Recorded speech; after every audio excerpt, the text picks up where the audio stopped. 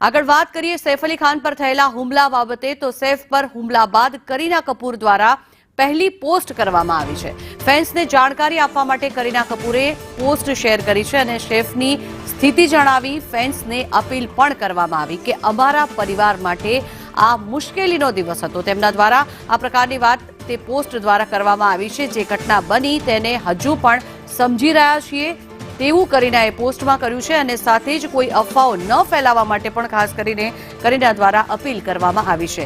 જે સાચું નથી તેવી વાતોનું કવરેજ ન કરો તેવી વાત પણ કરીના દ્વારા ખાસ કરવામાં આવી છે। તેમની આ પોસ્ટ જે છે તે સોશિયલ મીડિયા પર વાયરલ થઈ રહી છે। ત્યારે સૈફ પર હુમલા બાદ કરીના દ્વારા આ પહેલી પોસ્ટ કરવામાં આવી છે જેમાં તેમણે એ વાતનો ઉલ્લેખ કર્યો છે કે ખૂબ જ મુશ્કેલી ભર્યો રહ્યો છે આ દિવસ અને જે સાચું નથી તેવી કોઈ પણ વાતોને વાયરલ ન કરવામાં આવે તેને કવરેજ ન કરવામાં આવે આ પ્રકારની વાત કરીના કપૂર દ્વારા કરવામાં આવી છે। ત્યારે સૈફ પર હુમલા બાદ કરીના દ્વારા આ પહેલી પોસ્ટ કરવામાં આવી છે જેમાં તેમણે સ્પષ્ટ લખ્યું હતું કે ખૂબ જ પડકારજનક કહી શકાય તેવો આ દિવસ હતો। જે ઘટના નથી બની તેના વિશે કોઈ પણ વસ્તુઓ ન કરવી અને સાથે જ આ મુશ્કેલ સમયમાં પાપારાઝીઓને પણ વિનંતી કરી છે કે કોઈ પણ પ્રકારની અફવાઓ ન ફેલાવે અથવા કોઈ કવરેજ પણ ન કરે। ખાસ કરીને તેમના દ્વારા કહેવામાં આવ્યું છે કે જે સમજી રહ્યા છીએ તે સમજવાનો પ્રયત્ન કરી રહ્યા છીએ અને જે લોકોને અમારી સુરક્ષાની ચિંતા કરી રહ્યા છે તે અમારા માટે ખૂબ જ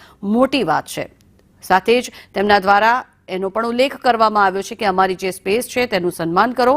હું આપના બધાનો આભાર માનું છું અને અમે આ સંવેદનશીલ જે સમય છે તેને શાંતિપૂર્વક પસાર કરવાનો પ્રયત્ન કરી રહ્યા છીએ। તેમાં બધાનો અમને સહયોગ મળી રહે તે પ્રકારની પણ વિનંતી ખાસ કરીને કરવામાં આવી છે। આ કરીના કપૂર દ્વારા જે પોસ્ટ કરવામાં આવી છે એની માહિતી આપને આપી રહ્યા છીએ। ખાસ કરીને જે પ્રમાણે એટેક થયો હતો તેના બાદ કરીના કપૂર દ્વારા આ પહેલી પોસ્ટ કરવામાં આવી છે।